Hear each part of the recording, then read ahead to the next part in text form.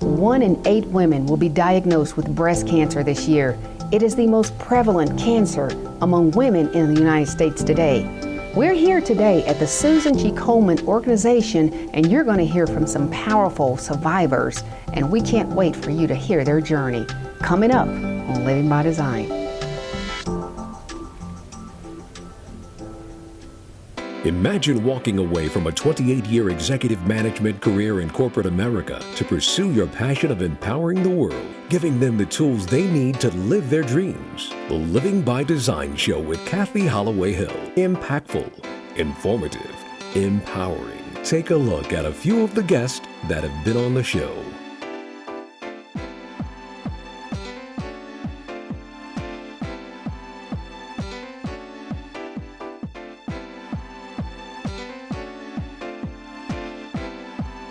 It's your time to be living by design. Hi, I'm Kathy Holloway Hill, and you are with us on Living by Design, and we couldn't let the month of October pass without focusing on this very important topic of breast cancer. We are here today at the Susan G. Komen organization, and we have the executive director, Miss Natalie Sutton, who's going to be talking to us about some very important programs and what the Susan G. Komen organization is doing to bring awareness to this very, very, very powerful epidemic. Thank you, Natalie, for joining us here on Living by Design. Thank you for having us today. Absolutely, yes. We know this is a very important topic, and I'm really glad we're having a chance to bring awareness to our viewers because they really need to know all that there is to know. There's a lot they may not be aware of. Absolutely. 1 in 8 women will be affected with breast cancer in her lifetime. So it's a topic that affects so many of us or our moms, our sisters, our friends, and family members. Yes, that is absolutely true. And one of the stats that is just really mind-blowing for me is that we always used to think that it was a genetic type of disease, that if you had a family history of the disease, then you're more likely to get it, but that doesn't really mean anything. It's not always the case. We definitely see families where there is a family history of breast cancer, but at the same time, the majority of breast cancer cases arise in women who have no family history. Right, that is so true. Now, do you see a lot of the cases that are coming among any specific ethnic group, or is it just kind of spread across the board of all ethnicities? Well, breast cancer does affect all ethnicities. It affects different groups differently. Okay. We do see some startling statistics with African American women in terms of the survival rates. So African American women are actually less likely to be diagnosed with breast cancer, but unfortunately they are 42% more likely than Caucasian women to die of breast cancer. Yeah. Now the good news for that, because we was talking during this break before we started shooting, and you mentioned that this is the one cancer that has the biggest survival rate. So early detection. Yes. That's the key. So there are, we're really proud of the work that Komen's done over the years to bring awareness to further research that improves the treatments, but also to bring that awareness to early detection. And that's really what October is all about for us here at Komen. Those who are diagnosed with breast cancer early before it spreads have a 99% survival rate. So have a really great chance at surviving this disease thanks to all the advancements in research. So we do promote, being aware of your own breast health, being aware of your risk factors, recognizing changes in your body, and getting recommended screenings. So certainly we have more information available on our website about what those recommended screenings are. Yes, absolutely. Now, what are some of the programs that you're working on here at the Susan G. Komen organization to help bring awareness? Yes, well, the money that we raise at Susan G. Komen does a few things. For one, it funds breast cancer research. So we, together with our organization across the country, are funding the best breast cancer research, really focused on advancing treatments and ultimately improving treatments and finding cures for breast cancer. And at the same time, we realize that today the best chance we have at surviving is early detection. Right. So cornerstone of our mission is ensuring that women have access to quality care, and we fund grants locally. So here in our own community, we're granting money to organizations who serve low-income, uninsured, underinsured women, and actually make sure that they're getting the screenings that they need, that they have access to healthcare services, whether those are diagnostic services to provide the early detection or it's treatment support and survivor support. So through our community grants, we provide a lot of those services. And then also we do some of our own education and programming. So, you know, we mentioned the startling statistics around mortality for African American women here in Indianapolis, and we've been working with a coalition of members, other organizations that are passionate about this topic, and we're working on a program where we'll reach out to the community. And what's that program called? It's called the Central Indiana Breast Health Disparities Coalition, and we'll be primarily a faith-based initiative where we work through the church communities and ensure that women have an advocate to help them navigate this journey, both, you know, starting with screening, but also following through diagnosis and treatment. Oh, that is amazing. That sounds wonderful. That's exactly what we need here in our community, because we really want women to start thinking about this, because I hear so many people say, well, it won't happen to me, you know, I don't have that in my family, but we've already said it doesn't matter if you don't have it in your family or not. So we really need to bring that awareness. Now, what is your website? Because I want to make sure everyone has the contact information to find out what they need. The website is www.komenindy.org, and there is a wealth of information on breast cancer, on recommended screenings, on how you can take care of your own health. Okay, excellent. That's very good. Now, I know that you are the executive director here at the Susan G. Komen organization in Central Indiana. Do you have any other connection with any of the other, because I know this is a national organization. Yeah, we are part of the national affiliate network, so we do have sister organizations in cities all throughout the country. There are about 120 local affiliates of the Komen organization, so we definitely have friends and sisters and peers where we can learn from what Komen is doing in other cities. And we do, though, try to remain focused on the needs of our community. So part of our mission work is really that every 4 years we do a community profile to look at the data and what's happening here in the 21 counties that we serve in Central Indiana, so that we're making sure that our programs are in response to those needs. Great. And I know that you have sponsors and people who donate, and we know that's very, very important to make sure that you guys can continue to do what you do. So if someone wants to be a sponsor, who do they need to contact? They can call me, and certainly can get my contact information at komenindy.org. Yes. But you know, we are very, very fortunate in that we have a lot of wonderful volunteers and a lot of support from the community in terms of sponsors and generous donors who make this work possible. And I think all of those sponsors and donors can take comfort in knowing that their funds are helping women right here in our community and are also funding breast cancer research that will improve this for future generations. Natalie, thank you so much. We are going to take a quick break, and you stay tuned because we have a very heartwarming story coming up that you don't want to miss on Living by Design. Coming up on Living by Design. My parents actually lived in Indianapolis, and they basically came and rescued myself and my children. Focus, inspiration, transformation. Fit with Renee. At Fit with Renee, she helps you get focused on your goals, inspires you to live a healthy life, and be transformed into the person that you know you can be. For more information, visit the website at fitwithrenee.com. Focus, inspiration, transformation. Fit with Renee.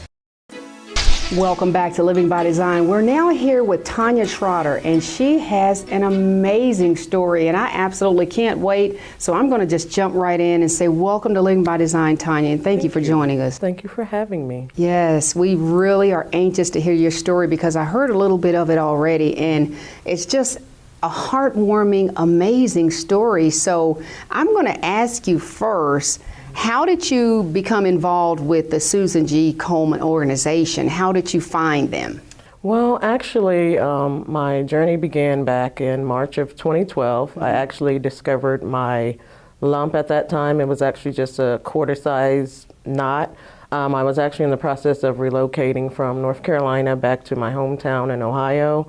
Once I got to Ohio, I moved in with a family member, and due to unfortunate circumstances, we all became homeless within a month. And all this time, this quarter-sized knot was growing. Now, did you find the knot before you moved? I did. Okay. I did. So when you were homeless, you knew the knot was there? I did. And actually, when I found the knot, I thought maybe it was something like a cyst or, nothing that was too serious. But, because it kept growing, it was always in the back of my mind that, I need to go and get this checked out. But because I had so many other things going on, I didn't have, the resources or the means to, go immediately to see what it was. So by the time I did go to the doctor, it was July of 2012, and the quarter-sized knot was now the size of a grapefruit. Now, what was the time frame between the time you first saw it or discovered it to the time you went to check it out? From March of 2012 until July of 2012. So just a few months. Yes, ma'am. That's fast growing. Yes, ma'am. And my son, on August the 1st of 2012, it was a very exciting day. My son became a teenager. He turned 13. We celebrated. We had cake. We had ice cream. And then the very next day, on August 2nd of 2012, is when I received the diagnosis that it was breast cancer. And not only was it breast cancer, it was stage 2 triple negative breast cancer, which is a very aggressive growing tumor. Okay. And so basically I began treatment immediately. It was actually 6 weeks before I turned 34. Now, is that when you came to Susan G. Komen? No, ma'am. I'm still in Ohio at this time. And I began treatment because I wasn't able to work because I was just sick from the treatment. Okay. I actually ended up losing my job. I lost my car. It was just like this domino effect started all over for me. There's never a good time to be diagnosed with breast cancer, but I have found that no matter what's going on in your life at that time, it takes a back seat because you now have to focus on saving your life. Right. So because I, had lost my job and was just sick from, the treatments that I was receiving, my parents actually lived in Indianapolis, and they basically came and rescued myself and my children. And if it wasn't for them, I know that I probably would not be alive today. When I got to Indianapolis, I began treatments immediately. I had 2 rounds of AC, which they call the Red Devil. I call it the blood of Jesus. I had 2 rounds of that, and now, what is that chemo? It is a form of chemo? And okay. It's actually red, so that's why It's oral? No, mine was. I had a port put in. Okay. So they, put it through my port, but it's a very strong chemotherapy treatment. I had 1 round of that, and the week that I had the treatment, I went to take off my headscarf, and my whole entire hair was inside of my scarf. And so it's like one day I had hair, the very next day I did not. And it was just very emotional for me.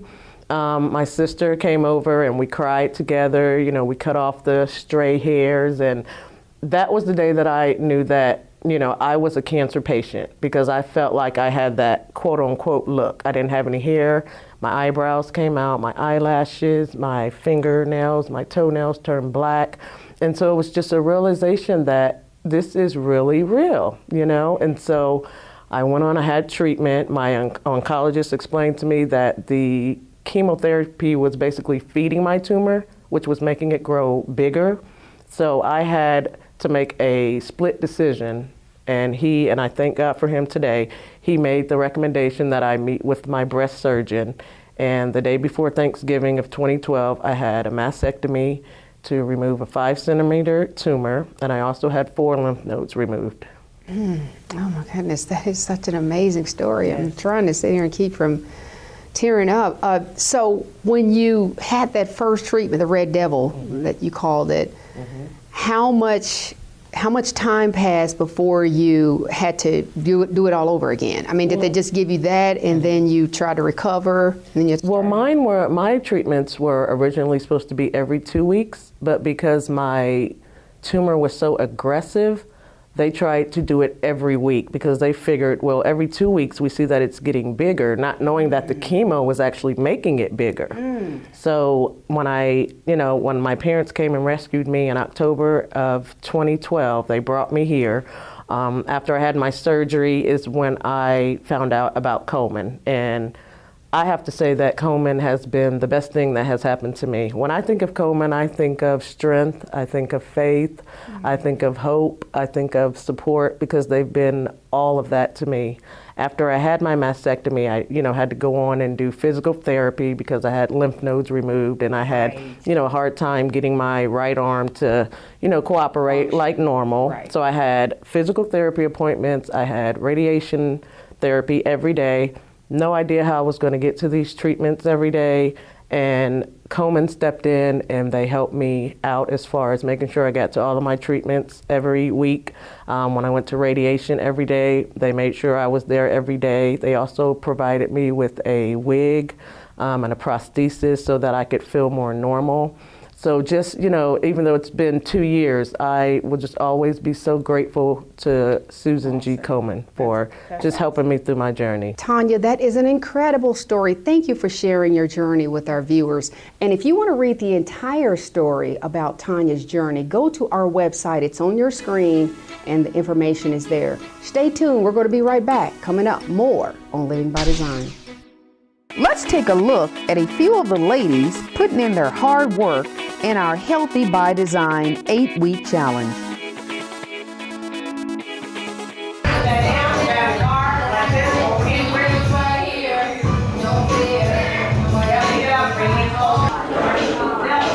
Yes, 15, we'll do a couple more.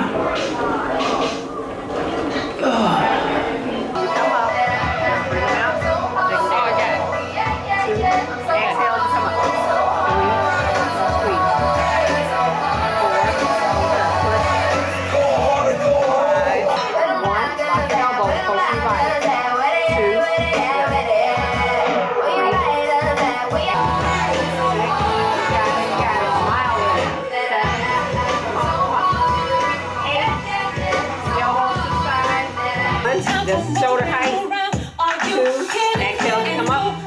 3, all the way down. 4, you got it, come on. 5, come on. You're doing everything else for everyone else, so I take care of yourself. This is part of it. All right, stand up first. All right, get to 15 lateral. It is gonna burn, it's supposed to. Give me 2 more, exhale. Good, 1 more, you gotta push it. Good, guess what, that's muscle fatigue. Sit up and just hold them to your waist. Hold them tight to your waist. All right, there you go. Jesus, Lordy God. There you go, and that's how you do it, Kathy. Give me your number so I can phone ya. I need a glass of water. Boy, your boy is good to go ya. Let's go, lady. That's it. That's it. Back to the 3. The first one when you go back. Just kind of pump it up, okay? Yeah, 1 more. Stretch. Stretch. Right here. Right here. Right here. Right here. Right here. Ah! Good! I hate her! Okay, I don't hate her, I love her.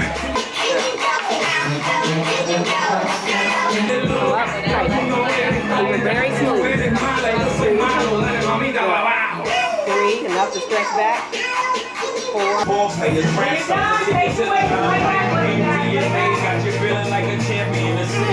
Push all the way out, tighten your shoulder. Don't just press, please.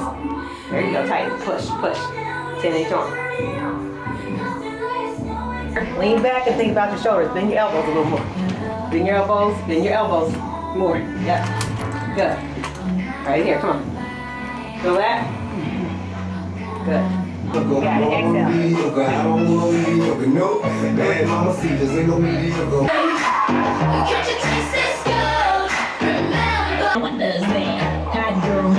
Don't touch that. Look at it, I thought you wishing you could clutch that. Keep your chin. Good, you're on the 15. Done? Let's get ready. Like throw it down there. Make sure that you are consuming the meal that I straight like that. Good. So the first one before everybody else. Done!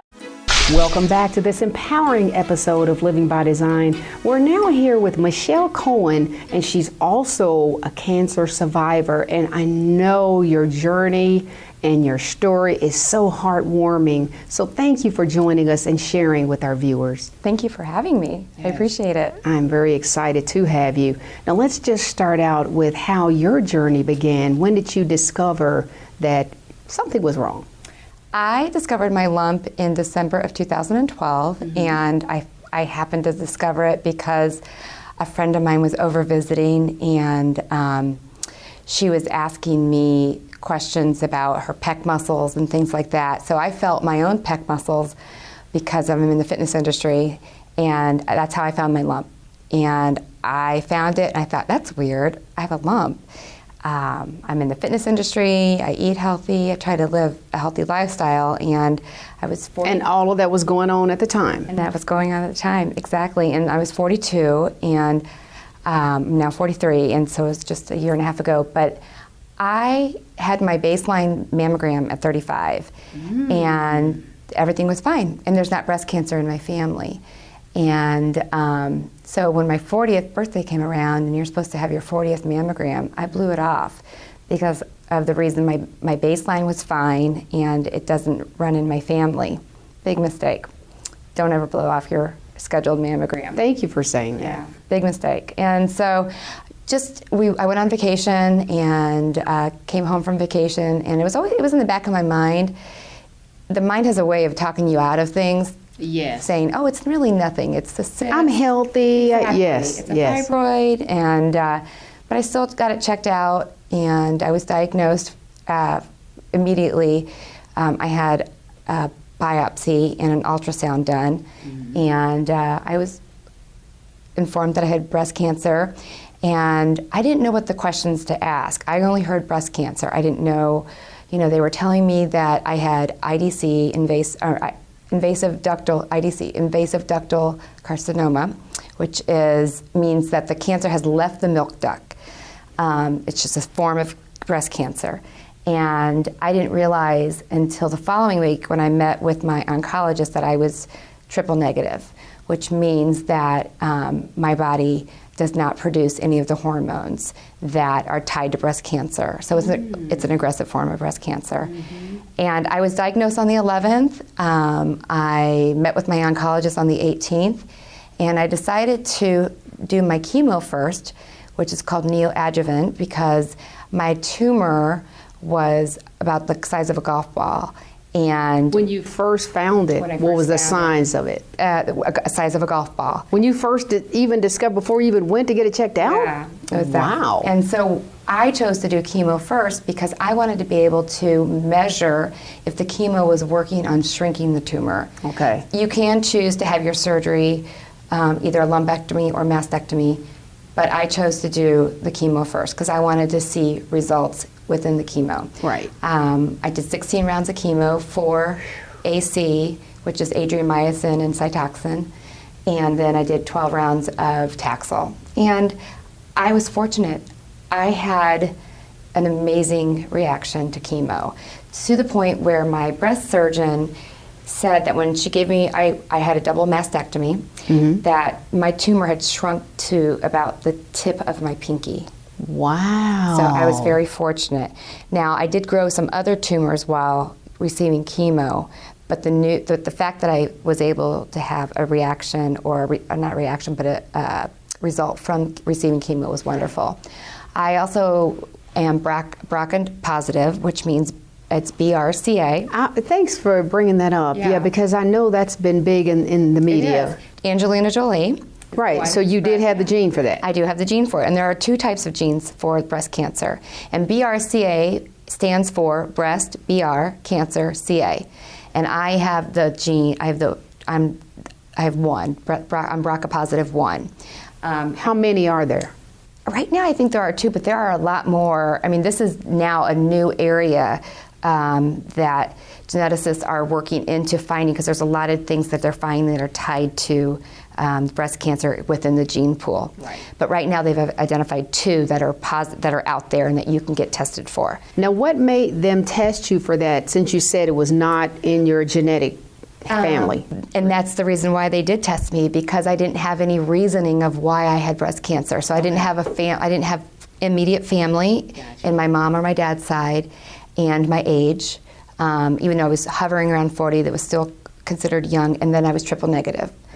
And triple negative breast cancer and being BRCA positive are high rates in African American women and women under 40. Okay. So those 2 categories is the reason why. And so that kind of halted my chemo, because I had to then determine if I needed to have my ovaries out. And so through testing and everything, the doctors thought I could possibly have ovarian cancer. So I went in and had a hysterectomy. I halted my chemo, had a hysterectomy, and then continued my chemo back and finished, and then I had a double mastectomy. And that's the reason why I had a double mastectomy, is because I was BRCA positive. So you just kind of want to get everything out. Right. Because there is a higher incidence of it coming back in the other breast. So you've been cancer-free of all of it? Yes, since July of 2013. Awesome. It's very good. Yeah, it was 2013 was a year that I would never want to repeat again, but I was very fortunate. I had the support, I had an army behind me. Excellent. Yeah, and I've been involved with Komen since 2001. My mom and I always did the race, and then we would go buy our flowers, because there's a great flower shop just south of Indianapolis, so you can get great flowers. And the Komen race is always in the spring. Yes. So we would annually do the race and then do that and go plant our flowers. I never thought I would have to be a recipient of help through the Komen Foundation, through Susan G. Komen, just because I never thought I would ever have breast cancer. Exactly. You never think it's going to happen to you. Yeah, and that's one of the things I said in the opening, that, you hear about it, it's Breast Cancer Awareness Month, and, I want to make sure that I donate or I, run in the race, but it's not going to happen to me. But 1 in 8. 1 in 8. 1 in 8, that's huge. Those statistics are staggering. Absolutely. And in 2005, I had a really good friend who was diagnosed with breast cancer, and the race took on a different meaning for me at that time. From 2005 to this year, Excellent. I always did it for my friend Mary Ann. Right. And so it's Now, did she survive? She did survive. Excellent. Yeah, she's doing well, and she's reached her 5-year mark, and that's really, as a breast cancer survivor, that's the year you want to make, is to your 5th year. Right. And for being triple negative, our occurrence of, if we can make it to 5 years, then we have a higher incidence of survival. Reoccurrence for triple negative cancer survivors will be less than 5 years. I tell you, this has been such an amazing show. Michelle, thank you so much for sharing your journey. We're also going to have all of Michelle's information on our website. It's on the screen again. And I just thank you so much for sharing a little bit of yourself and your journey and everything that you had to deal with. And I just think everyone here at the Susan G. Komen organization is just amazing, and we love you guys so much. So Thank you. You're a survivor. They're massive advocates, and I couldn't be happier. We want to thank you for joining us for this episode of Living by Design, and I want to leave you with this message. You never know if you may be the next one. Self-awareness, early detection, that's the key. Thank you for joining us for this episode of Living by Design. We'll see you next week.